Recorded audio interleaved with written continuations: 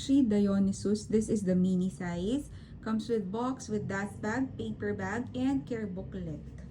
So this one is the front. Ang ganda niya. Oh, walang palaman to sa loob. Ang ganda ng body. Tignan yung side later. Side. Ayan, walang palaman yan. Buo yung rubber lining all over. Likod. Ayan, likod. And then the other side. Ayan. Buo ulit yung rubber lining.